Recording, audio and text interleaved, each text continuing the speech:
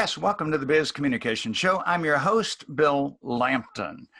Every week, bringing us a guest who can help us strengthen our communication skills and therefore boost our business. Our guest today is Gayle Ely, second appearance on the Biz Communication Show, justifiably so because she has worthwhile information to share time and again. If you look at Gayle's LinkedIn profile, which I encourage you to do, you'll find this description. She's an executive coach, speaker, and trainer, helping entrepreneurs, senior leaders, and teams perform more effectively. Additionally, she helps frustrated and overwhelmed clients get focused and re-energized. Hey, that sounds like something we could all use. Additionally, she is an adjunct faculty member at an Atlanta college. This is her second appearance on the Biz Communication Show, and I love the motto that you will find when you go to her website, and she'll give us that link later on. Lead yourself and others with passion and intent. So now it's our privilege to welcome to the Biz Communication Show, Gayle Ely. Hello, Gayle. Hi, Bill. I'm happy to be with you again for the second time. Absolutely. Gayle, you had 12 years with the United States Department of Agriculture in administrative positions. As is the case with many coaches and consultants, certainly the case with me and you, and thousands of others, we didn't learn our coaching consulting skills by going to a weekend workshop someplace or reading a book or two. We really learned it, as we might say, in the trenches. As you look back on your time with the U.S. Department of Agriculture in leadership roles, what were some of the communication challenges that you faced in that position, and what did you do to overcome them? Well, that's a great question, Bill. And I was actually with the U.S. Department of Agriculture for 23 years in a number of different positions. So I had a lot of opportunities to deal with communication challenges. And I'd say one of the ones that was kind of a thread throughout my career was I worked in what would be called the regional office, and we had remote offices in other parts of our territory. And one of the biggest challenges, and I think it's still a challenge today, is to ensure that you're communicating effectively with people who are not in the same location that you are.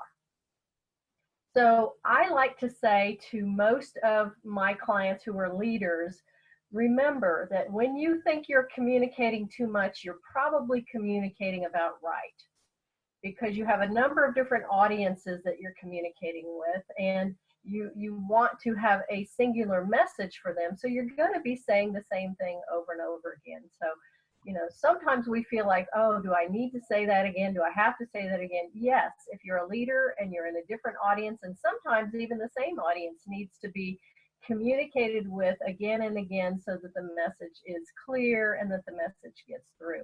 But for remote employees, it was really a matter of, both going to visit them face to face. And when I was in Atlanta, we had 4 remote offices in Florida, Louisiana, Springfield, Missouri, and actually then our headquarters office in Atlanta. So it was being with them face to face on a regular basis, but also including them on conference calls, on videos when we had that opportunity. So, but it's being intentional about recognizing that people in remote offices, like it or not, don't feel as if they get communicated with as well as if you're in the same office with them. I'd like to underscore what you just said about repetition, that sometimes we, the person sending the message, we think we've said it often enough and maybe too often, and are we getting too repetitious, too monotonous? I had an experience, Gayle. I was in professional fundraising for 20 years. I'll always remember that one of my trustees, in fact, he was chairman of the board of trustees, was very active on our foundation board. I felt that he knew everything about our fundraising plan, our calendar, because we had sent out so many written bits of information. We'd had a lot of meetings. We had monthly trustee meetings. I met with him individually. And yet one day he called me and he said, Bill, when is it our fiscal year ends? Because I want to make sure I get my gift in on time to be counted on this fiscal year. That taught me an incredible lesson. Here was a person who I thought knew everything about our program, and there's one basic which we must have repeated dozens and dozens of times, and the chairman of the board didn't get it. So what we might think is overkill because we've said it a lot, other people have so many other messages that they are getting that no, they welcome the refresher. And I even found in fundraising that when I would send out a reminder that someone's gift was due, they didn't resent that. They welcomed it because we, again, have so many deadlines. We have so many obligations. Reminders are very important. And pardon me for mentioning 12 years instead of 20. I guess the 12 years might have been in one location and the 20 was overall. Yeah, absolutely. Okay, something else that I'd like to move on to. You mentioned, of course, that you help leaders become more effective team leaders. Teamwork is very important and central in what you teach and coach. In what ways do you help leaders form more effective teams? Are there some communication strategies and skills involved in that?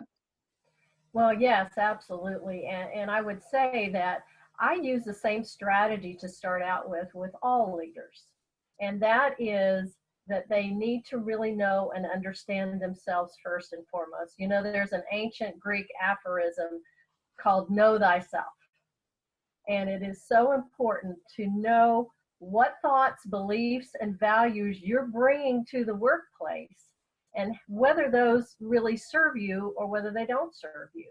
We often really think we know ourselves, but you know, the more I work with leaders, the more I realize that that really isn't necessarily true unless we have an intention to really do that and to do that well. If they're going to be a team leader, I really like to use Patrick Lencioni's model. And he wrote a book called The 5 Dysfunctions of a Team. And what I like to focus on initially is what he says is the foundation of an effective team. And that is building trust with the team. The leader must lead that effort and be intentional about it. And that usually and often begins with just getting to know each other better, because we are going to be a better team if we actually have a relationship with each other and know each other as human beings. So it may be as simple as just having people share their own personal histories. Just simple questions like where you were born, you know, were you the oldest, the youngest, the middle child, and maybe what, you know, interesting or difficult challenge did you have in your childhood? And you'll find that, and I've seen this used in presentations about team building, and they will have people who are sitting next to each other in the presentation ask those 3 questions. And then the next question gets asked of the whole group is, how much better do you know the person sitting next to you that you just met today than the person that you've worked with for the last 5 years? Just by those 3 simple questions. It reminds me, Gayle, of an approach that I've used with groups, which gets all kind of discovery going about, as you say, the person sitting next to you. I sometimes, when I'm directing a seminar, I will play a little game called What's Unique About Me? And so I will have each person have about 60 seconds going around taking turns to say to the group, what is it that's unique about me that you probably didn't know? And over the years, there have been some fascinating answers. I remember one person back in the era when planes were first, commercial flights were first being hijacked and being hijacked for ransom. This was long before 9/11 disaster. I remember one lady said, well, I was a passenger on a plane that was hijacked to Cuba, and we were held captive there for 2 days. I remember another person saying, well, my hobby is riding roller coasters, and I have ridden every large and challenging and frightening roller coaster across the US. And I could tell you now hundreds of stories that have come out because of that little exercise. And when that's over and you get to a break, people will turn to each other and say, tell me more about that. I didn't know that about you. That's fascinating. And you can work beside people for a dozen or 2 dozen years. And unless you ask questions, unless you get that personal slant on them, you don't really know them. So I applaud you for that. A team works better when they know each other, not just because of their skills, but truly because they know each other as individuals. And isn't that your approach? Absolutely. Yes. Yes. I know that you are very active as a presenter before many groups. What, Gayle, are some of your strategies and tactics that you use as a speaker to help get your points across, to keep your audience interested and engaged, and at the end of the event, informed with new information and sometimes willing to change their behavior? Tell us about your speaking approach. Well, sure, Bill. I use speaking often to actually build my business. And sometimes just as a way to inform, inspire, motivate, and get people to change their behavior. I always start the same way, and that is with an attention getter. And it could be a story, a very powerful story. I use my own story sometimes, or it could be a set of statistics or something that's going to be relevant to the presentation in order to get their attention, but also to gain credibility.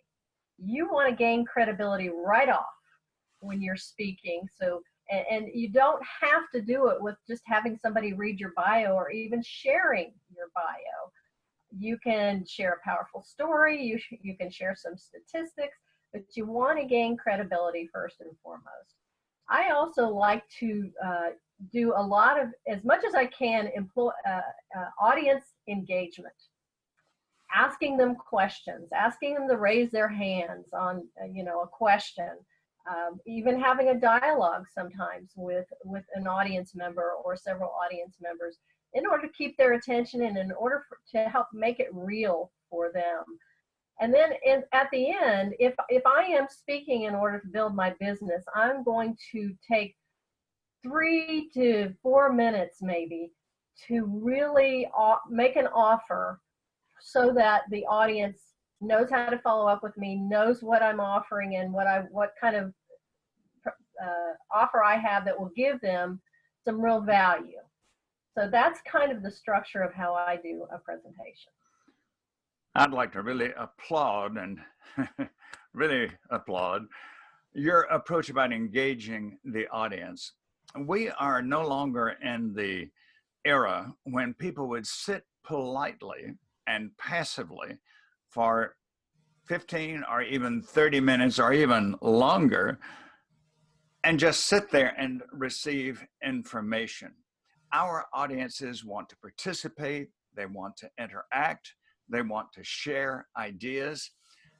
You and I believe, Gayle, have the same approach. One of the 3 things we'd like for our audience to say is, I enjoyed it, the time flew by, and I learned a lot.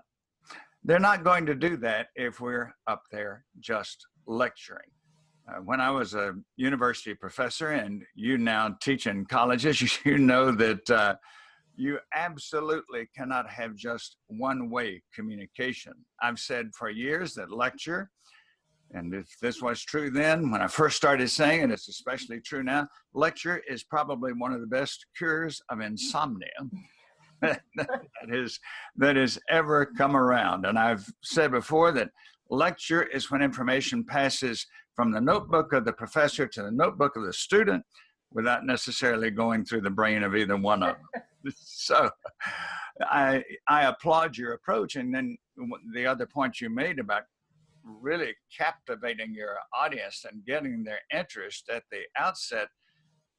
Every study that we read about presentation skills tells us that we have from 7 to 17 seconds. And if we get up there and we don't maximize that time, people will start daydreaming. They may go back to texting or whatever. One thing's for sure, they won't be with us. Gayle, you and I met through our networking activities with the Gwinnett Chamber of Commerce near Atlanta. You are an extremely active and effective networker. You work with a lot of people who could improve their business by improving their networking skills. What tips would you give us on becoming an effective networker? Well, I'm going to start with something that sounds counterintuitive, and I'll tell you a story about how it really comes home. Don't walk into a networking event trying to sell something. And I say that because of a story that I heard Dr. Ivan Meisner, who's the founder of the largest professional networking organization in the world, which is BNI. And he walked into a room once, he was giving a presentation, and he asked the audience to raise their hands. How many of you have come here in order to sell something? And a good number of them raised their hands. The second question he asked was, how many of you have come to this event to buy something? And no one raised their hand. So networking isn't about walking into a room and trying to sell someone. Networking is to go into a room, to go to an event in order to meet people and to develop relationships. So in order to do that effectively, if you go into a room of 100 people, you're not going to really be able to talk with 100 people. So my suggestion is to have a strategy, to set a goal for yourself as to how many people you really want to meet that will be beneficial for you to follow up with and to create a relationship with. And I know of people who say that they set a goal, maybe it's just 2 or 3 people. And once they meet that goal, they leave. They don't even hang around. Now, you know, you can do that or not do that. But I think the key is have a goal, reach that goal, and most importantly, when you're talking with people that you really want to develop a relationship with, ask how you can help them. People want to do business with people that they know, like, and trust. And one of the great ways to do that is to simply be of service to them. That's a very fine target, in my judgment, to decide 2 people, 5 people, in an hour. How many people can you really have a meaningful conversation with? Brings to mind an event I went to one time, Gayle, where there was a man who had a business. I don't remember, it was flooring or painting or something like that. And I could tell very quickly that he was doing scorekeeping. And the score he was keeping was, how many people can I hand my business card out to? He went around the room, he handed me his card as he did, and I watched him, practically everybody else in the room. And he said, here's my card, I can help you, call me. Didn't ask my name, didn't ask anybody else's name, didn't want to know what they did. It was me, me, me. How many people do you think called him after that? Nobody, because it was all about him.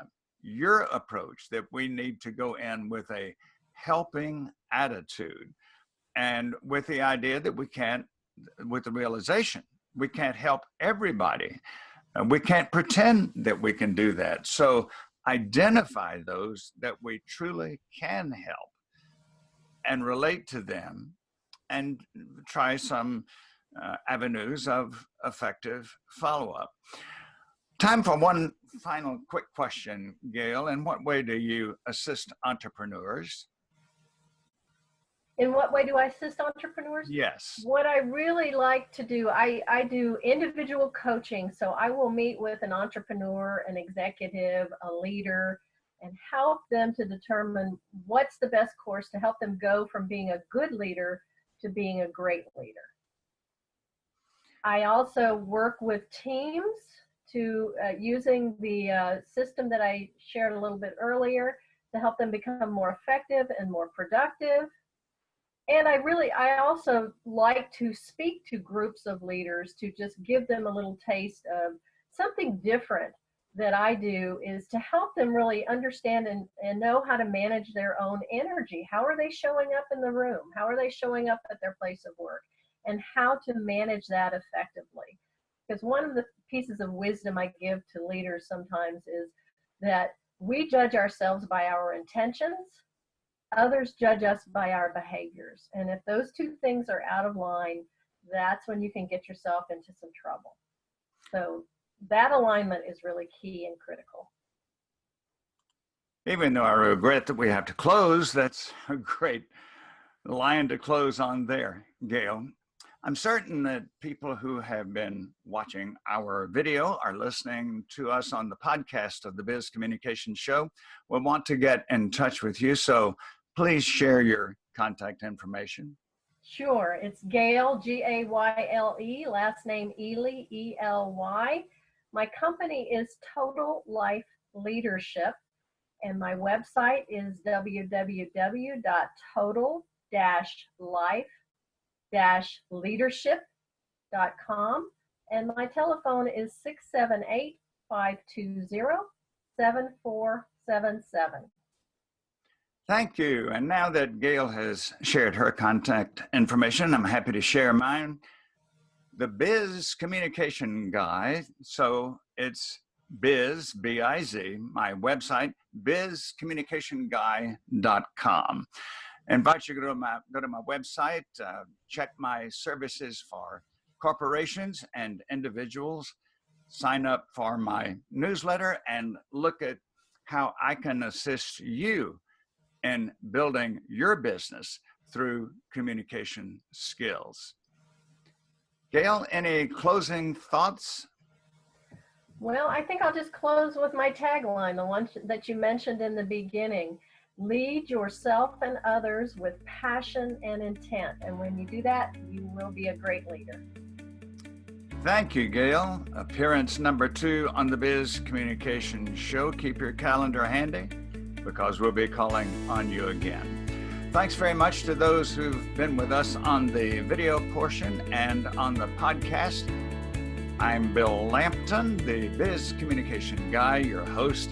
Be with us again next week so that you can learn skills that will boost your business and improve your life. Thank you.